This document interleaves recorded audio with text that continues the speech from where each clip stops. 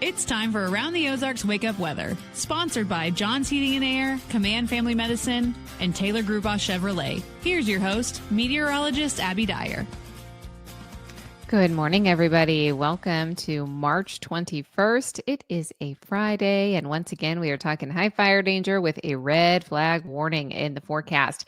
It's chilly out there this morning. You might want to grab the winter coat. Later today, I have mid-60s though, but I do have a wind, so it's going to feel cool throughout the day today. One of those days where you may want to bring two jackets, the winter coat early on, and then just a light jacket necessary as we head into later parts of the day. It will be a dry day in the Ozarks, but once again, the headline for us is high fire danger. It has really been a windy and dry month so far, and we've seen several days with this elevated to significant fire weather. Today, wish I could say is different, but it's not. We're still going to see the breeze gust over 30 miles an hour, elevated to significant fire danger in the Ozarks as we wrap up the work week here with relative humidity down in the 20%. And we will see winds gusting, as I said, over 35 miles an hour, maybe even close to 45 at times. Breezy if you're going to be outdoors, so prepare for that. We will have some cloud cover in the forecast today, but I don't think it's ever a cloudy sky, not overcast conditions.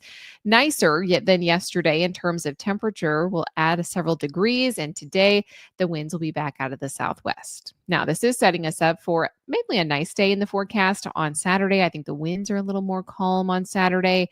That's the good news if you're itching to get outside when we have the mild temperatures. 68, the forecasted high temperature tomorrow. So it will be a nice day to get outdoors. And then we've got rain chances in the forecast as we head into Saturday night and early in the day on Sunday. Take advantage of the daylight hours, though, tomorrow. I think Saturday afternoon, the best time to get outdoors. I'm not expecting rain to arrive until close to sunset or just after on Saturday night.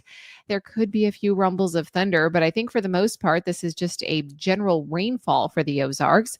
Best chances will be in our southern counties, but I think everybody has a chance to see some shower activity, and that may linger over into Sunday morning. So if you have plans this weekend, you may want to plan for early in the day on Saturday for outdoor activities, as well as late in the day on Sunday. It will be a bit cooler for us, though, as we head into Sunday afternoon.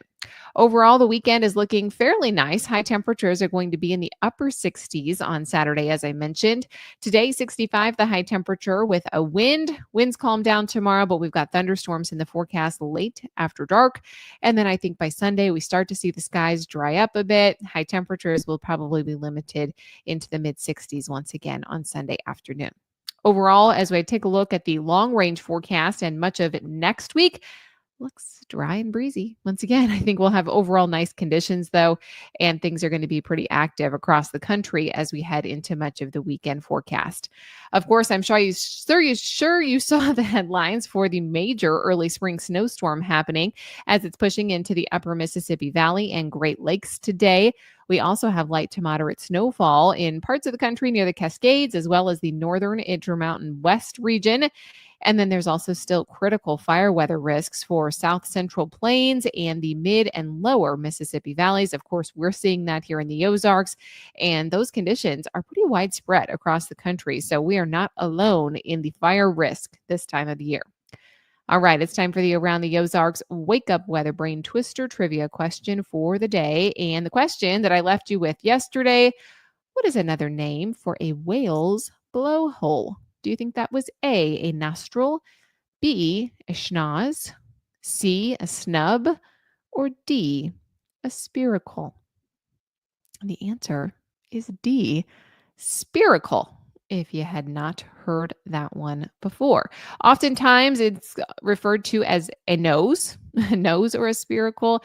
It's kind of a nostril equivalent for us humans. The blowhole is the whale's equivalent of a nostril, but it is located on the top of its head. It's an evolutionary adaptation.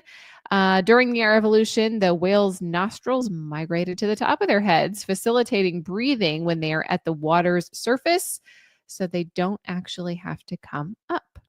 Baleen whales versus toothed whales. Baleen whales have two blowholes. Toothed whales only have one. And sometimes it acts as a spout. When whales exhale, the warm air meets the cooler air outside, condenses, and creates a visible spout that looks like water, but fun fact, it is actually air.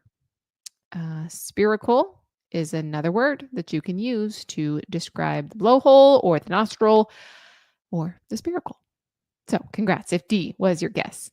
Here's your next chance to win. Which animal has the longest tail relative to its body? So a lot of animals have long tails, but which one has the longest tail relative to the rest of its body?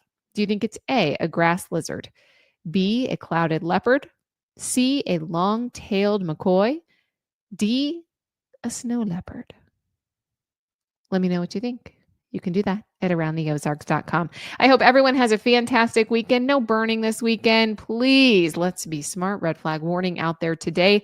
Winds gusting well over 30 miles an hour. So hold on to your hat if you're going to be out and about on this Friday. Thanks so much to our sponsors, John's Heating and Air, Command Family Medicine, and Taylor Grubaugh Chevrolet.